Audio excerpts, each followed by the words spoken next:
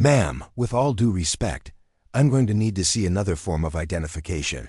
This one has been flagged twice. The young corporal's voice was slick with the kind of smug authority that comes from a new uniform and a little bit of power.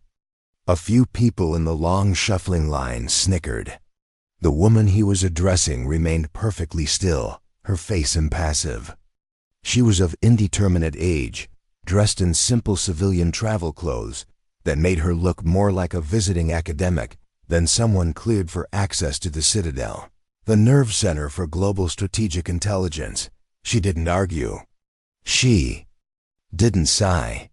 She simply held the ID card, her thumb resting on the corner with a practiced calm that went unnoticed by nearly everyone. Nearly everyone. From across the cavernous processing hall, General Vance stopped his conversation mid-sentence. He didn't see the unassuming woman or the arrogant security guard. He saw her stance, the subtle, perfectly balanced distribution of weight. The way her head remained level while her eyes scanned the room without seeming to move. It was a posture of serene, absolute readiness. If you believe that true strength doesn't need to announce itself, type "quiet professional" in the comments below. The corporal, whose name tag read Davis, leaned in, lowering his voice to a theatrical, condescending whisper. "Look, ma'am, the system says this card grants Tier 1 access.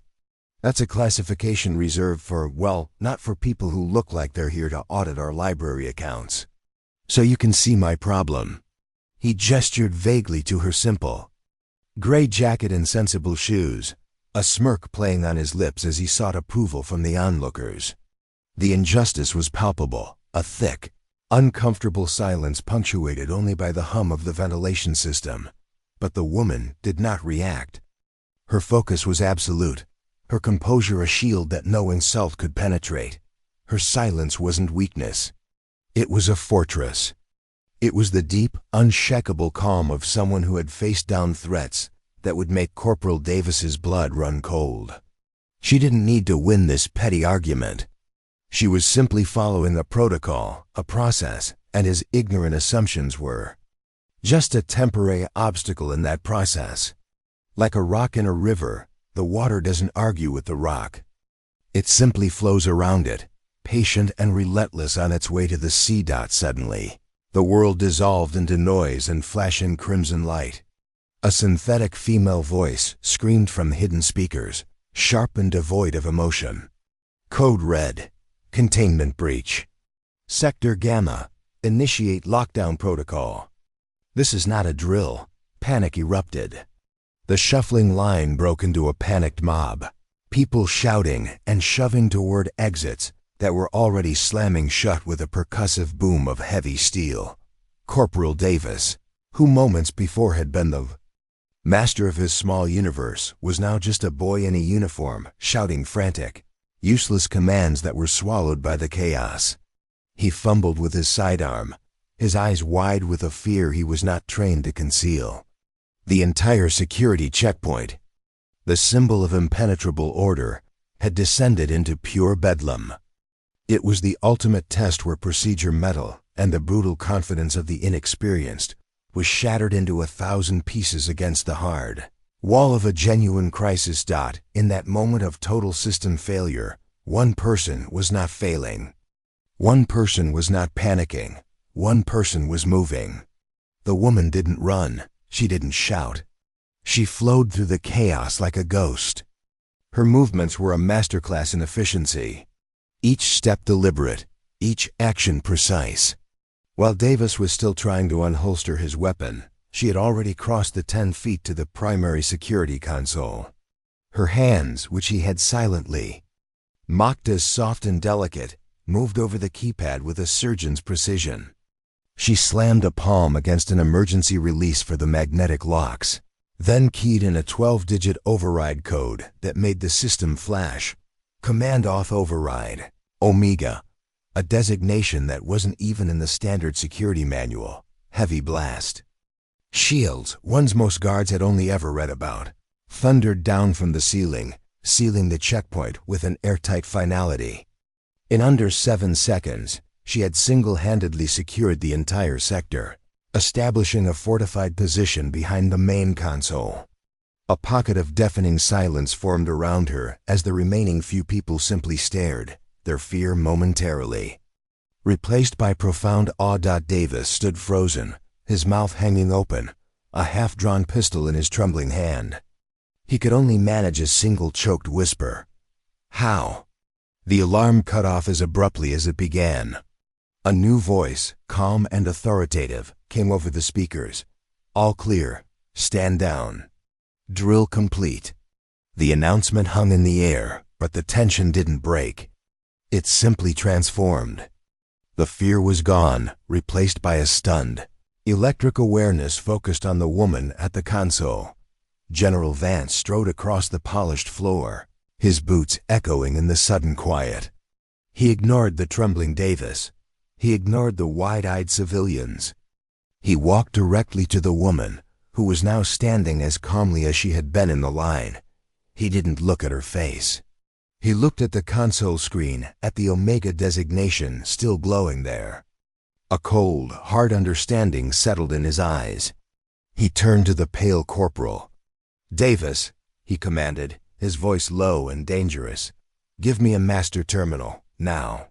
The general's words were not a request. They were an order forged in the fire of absolute authority, and they sliced through the corporal's shock, leaving only the cold dread of a monumental mistake. Corporal Davis stumbled over to the main security station, his face ashen. "General." Vance took the woman's ID card and slid it into the master slot. The screen, which normally showed a simple personnel file, flickered and went black. A new interface bloomed into existence, one with emblems and security warnings that made Davis's blood freeze. Across the top, in stark white letters, were the words, "Classified. Shadow reconnaissance protocols only." The general's fingers flew across the keyboard. A file materialized. Name, Morgan Evelyn M. Rank, Command Sergeant Major, Unit, Joint Special. Operations Command, Task Force 7. Status, Active Duty, Special Designation, Spectre. The screen was a breathtaking testament to a hidden world. A cascade of mission logs, all redacted. A list of decorations that included the Distinguished Service Cross, the Silver Star with 3 oak leaf clusters, and a Presidential Unit citation. That was still classified. General Vance turned his head slowly, his gaze falling upon Davis with the weight of a 1,000-ton hammer. "Corporal," he said, his voice dropping to a reverent whisper that was somehow louder than any shout. "Do you know who this is? You are not looking at a librarian. You are looking at a national asset. Stand down." Then something happened that no one in that hall had ever seen. General Vance, a man who commanded fleets and armies, a living icon of the military establishment, squared his shoulders, brought his heels together with a sharp click, and rendered a slow, perfect, formal salute to the quiet woman in the gray jacket. The gesture was so profound, so laden with decades of unwritten history and respect, that it sucked the remaining air out of the room. It was akin bowing to a legend. Command Sergeant Major Morgan offered a simple, short nod in return. The most economical of gestures, yet it conveyed a complete and mutual understanding.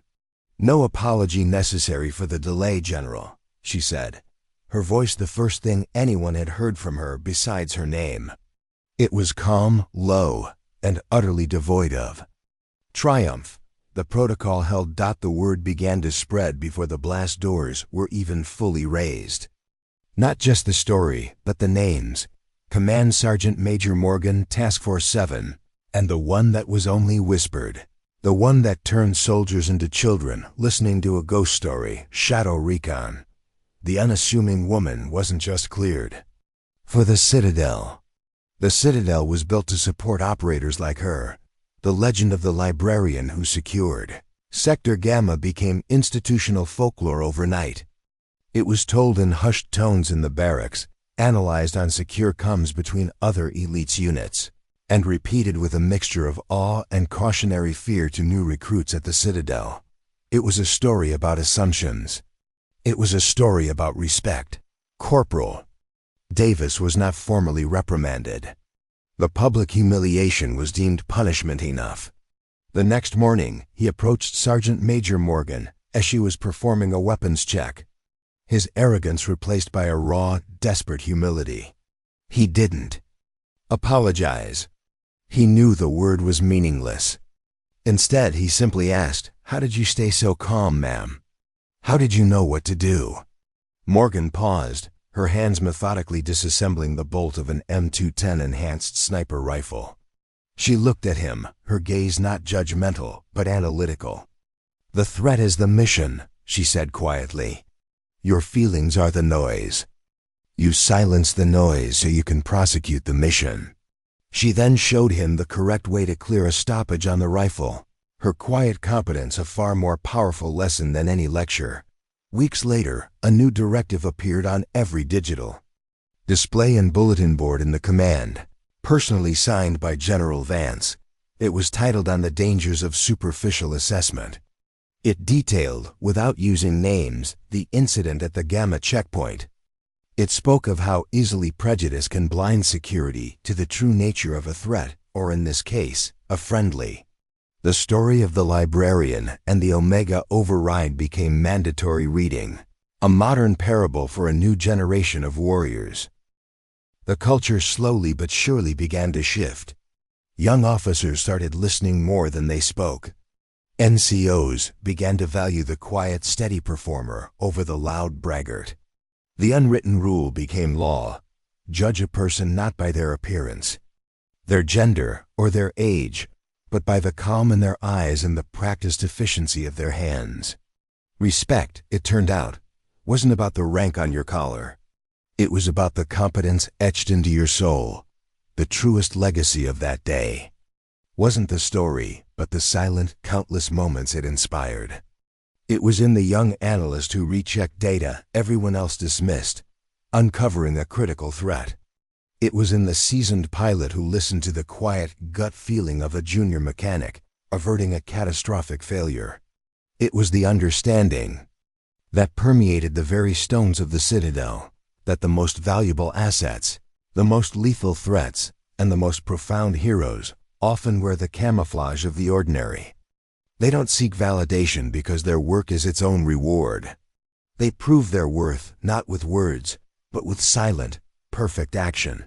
True strength isn't what you say you are. It's what you do when the world is falling apart.